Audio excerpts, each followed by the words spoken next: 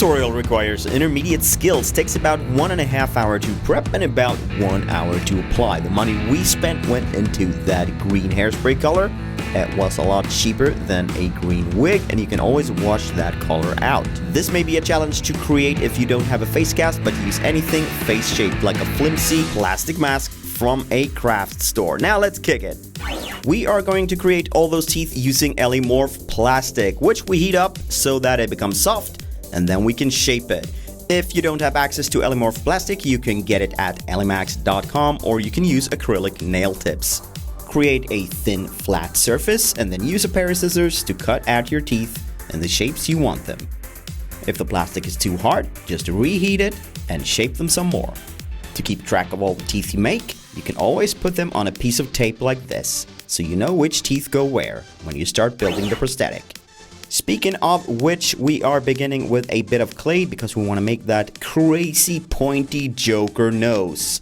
And this, of course, being the new 52 version, it's gonna look insane, so make it sharp and pointy.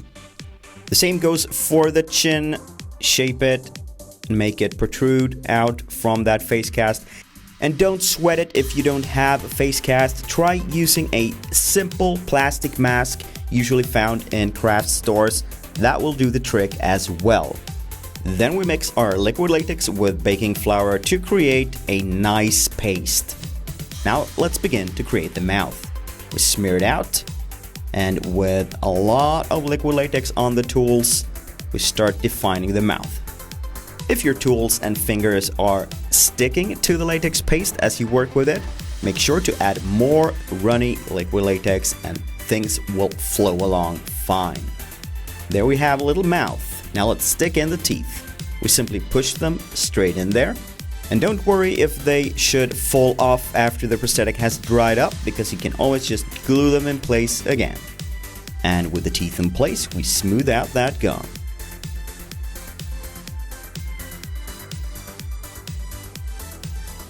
Repeat the process for the top part. Smooth it out with your fingers and start working on those details. Since this is a mask where the smile is basically forced open with wires, let's make sure we get a lot of paste there to create those flappy edges of that smile.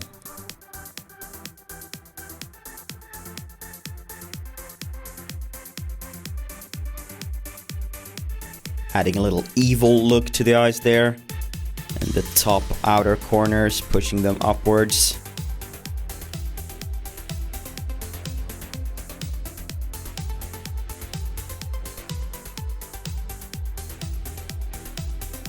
And about that smile, let's make sure it looks like it's pulled open really hard.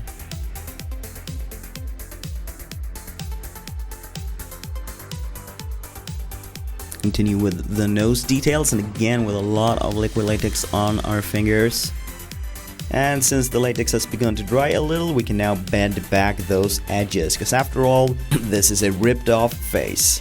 And then we need to make sure it looks like it's stretched properly, so we create these marks and lines there along the surface. And then we go back in with latex on the finger there, just smooth it out a little, make it look a lot more natural.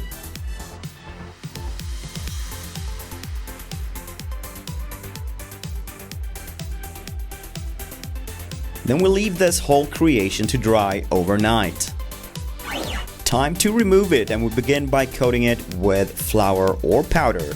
Make sure that latex doesn't stick to itself, and then we just peel the whole thing off and trim the edges. Still want them a little bit rough, so don't make them too clean. Then it's paint job time, and we managed to misplace our favorite white, so we began with a coat of light foundation. If you have a cool white, cream or grease-based color, just go with that to begin with and you should be good. Yep, due to our lacking white, we actually went with a white hairspray color because that we had. And of course, the gum needs to be red. And of course, the gum and the edges of the mouth and eyes are red. And for this specific look, we really want those paint jobs around the mouth and eyes to be rough. because it's a rough look, so we need a rough paint job. As for the teeth, we darken down that gum a bit with a purple tone, and then go in with yellow, starting at the base of the teeth, painting outwards, and fill that in with additional brown. Just like that. We use this brown to give a little bit of dirt on the rest of the mask as well, while we're at it.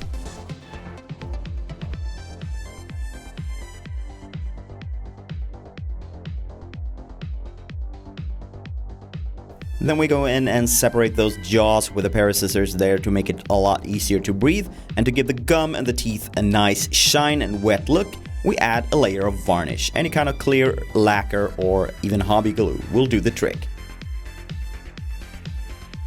And the shout goes to RyFX. Go check Rigo's amazing creations. A lot of detail, and some stuff is really nasty. Go check it out. Application time, and Ellie has put in a white mesh lens, and she has also stolen my shirt. Now let's get that face white as well, using a hairspray color or any kind of white color you got. Now wait a minute, this is a blue wig. Ellie, you messed up. Yeah, you did. Anyways, we found that it was a lot cheaper to just spray this blue wig green than buying a green wig, so that's the option we went with. And since the color goes out with plain water, it's no worries. The wig can turn blue if we want to. Again, red eyes there. That's a good start. And whoops, a journalist taking shots here for a magazine while we did this recording, actually. Anyways, back to that head. Now, we have ripped off the face, so we need to add a little bit of muscle texture behind it. So we're outlining the areas for that. And then we go in and paint those muscle fibers in place using a base red color. Again, grease-based.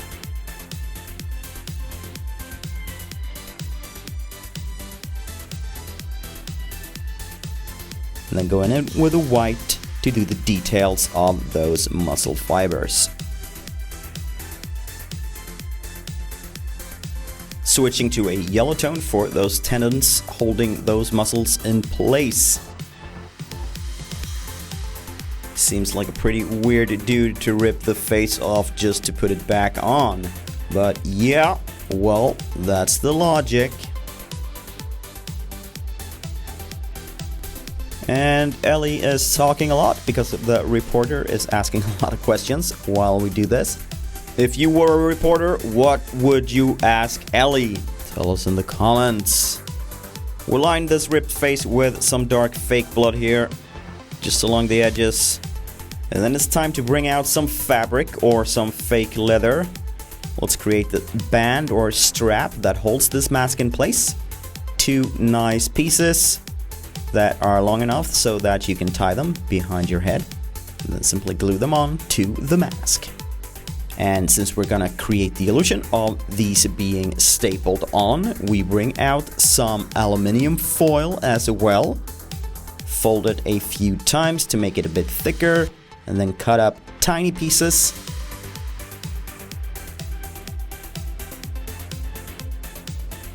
Our staples.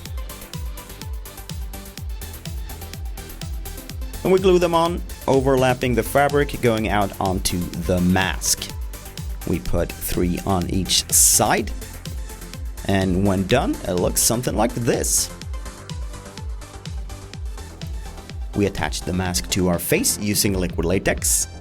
If you're comfortable with some other skin adhesive, go ahead and use that. A little bit of latex there on the inside of the mask as well. Make sure you don't get it in your eyes. Then we tie that mask on for the full effect. And yes, we are aware that the blue wig isn't covered properly, but yeah. Now we need a name tag, of course, which reads Joe. So a piece of cardboard, double-sided tape, slap it on, good to go. A little extra blood there on the edge of the ripped off face as well.